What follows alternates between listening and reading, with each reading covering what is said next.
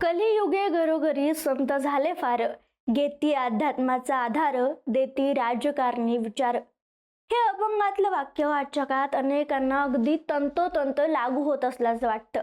कारण ना सध्या महाराष्ट्रात अध्यात्म, कीर्तन, प्रवचन आणि राजकारण याचं एक वेगळंच मिश्रण पाहायला मिळतंय. सध्या राज्यात जे सुरू आहे त्याच्याबद्दल बोलणं गरजेचं वाटतं आणि म्हणूनच हा व्हिडिओ. खरं तर त्याला कारणही असं आहे, कारण एक व्हिडिओ सध्या महाराष्ट्रात प्रचंड चर्चेत आहे, जिथं विकास लवांडे यांच्यावर कीर्तनकार संग्राम महाराज भंडारी यांनी शाही फेक केल्याचा प्रकार समोर आला. आणि त्यानंतर सोशल मीडियावर, राजकीय वर्तुळात तसेच वारकरी संप्रदायातही जोरदार चर्चा सुरू झाली आहे. मग नेमकं काय घडले? शाही फेक करणं गरजेचं होतं का? लवांडेंनी विधान करणं बरोबर होतं का? कोण आहेत संग्राम महाराज भंडारे किंवा त्यांच्या वादाचा इतिहास काय आहे? हे सगळ्याबद्दलच या व्हिडिओच्या माध्यमातून बोलूयात आणि थोडासा विचार करूयात. नमस्कार, मी संजना कट मध्ये आपलं स्वागत. राष्ट्रवादी शरद पवार गटाचे कार्यकर्ते असलेले विकास लवांडे यांच्यावर कीर्तनकार संग्राम भंडारे यांनी शाही फेक केल्याचा व्हिडिओ सध्या व्हायरल होतोय. विकास लवांडे यांनी आरोप केलाय की शाही फेक करत असताना संग्राम भंडारे यांनी त्यांना पिस्तूलही दाखवलं होतं. आता विकास लवांडे यांच्याबद्दल बोलायचं झालं तर विकास लवांडे ही पूर्वी समाजवादी चळवळीत होते. त्यानंतर ते राष्ट्र सेवा दलाशी जोडले गेले. त्यानंतर ते राष्ट्रवादीच्या शरद पवार गटात सक्रिय आहेत. काही दिवसांपूर्वी त्यांनी एक पत्रकार परिषद घेतली होती.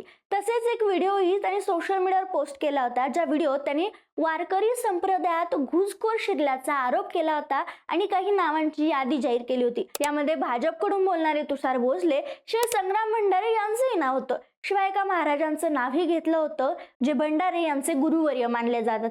आणि नेमकं त्या महाराजांचंच नाव घेतल्यामुळं संग्राम भंडारे आणि त्यांच्यासोबत असलेले लोक आक्रमक झाले आणि त्यांनी हा प्रकार केला.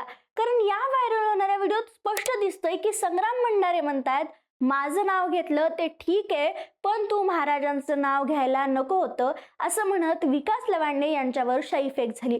लोक जमावू लागले, गोंधळ वाढू लागला आणि यानंतर संग्राम भंडारे यांनी तिथून काढता पाय घेतला. आता या घटनेनंतर विकास लवांडे यांनी संबंधितांवर कारवाई करण्याची मागणी करत लोणी काळभोर पोलीस स्टेशनमध्ये गुन्हा दाखल केलाय. तसेच या प्रकरणात सहभागी सर्वांना अटक व्हावी या मागणीसाठी ते व त्यांचे कार्यकर्ते पोलीस स्टेशन समोर ठिय्या मांडल्याचं पाहायला मिळालं होतं.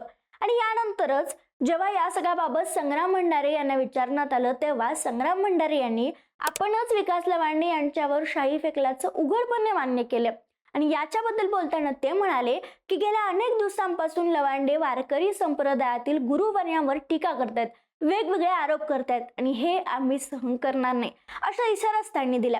इतकंच नाही तर यापुढे असे आरोप केले तर पुढच्या प्रसंगांना सामोरं जावं लागेल, असंही भंडारे यांनी स्पष्टपणे प्रतिक्रिया देताना सांगितले. मात्र भंडारे यांचा हा वाद काही पहिल्यांदाच चर्चेत आलेला नाहीये.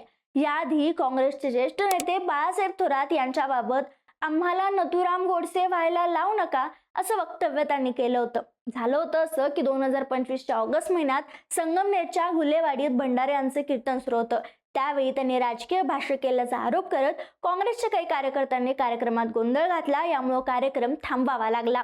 महायुतीकडून असा आरोप करण्यात येतो की गोंधळ घालणारे आणि मारहाण करणारे लोक हे काँग्रेसचे आणि बाळासाहेब थोरात यांचे कार्यकर्ते होते. यानंतर बाळासाहेब थोरात या घटनेवर बोलताना त्या गोष्टीबद्दल बोलायचं सोडून कोण आहे हा महाराज, मी त्याला महाराज म्हणणार नाही, अशी प्रतिक्रिया दिली. कारण भंडारे हे प्रखर हिंदुत्ववादी भूमिका तर घेतातच, मात्र महायुतीला साजेसं असं विधान करतात किंवा प्रतिक्रिया देतात असा आरोप महाविकास आघाडीतील नेते करतात.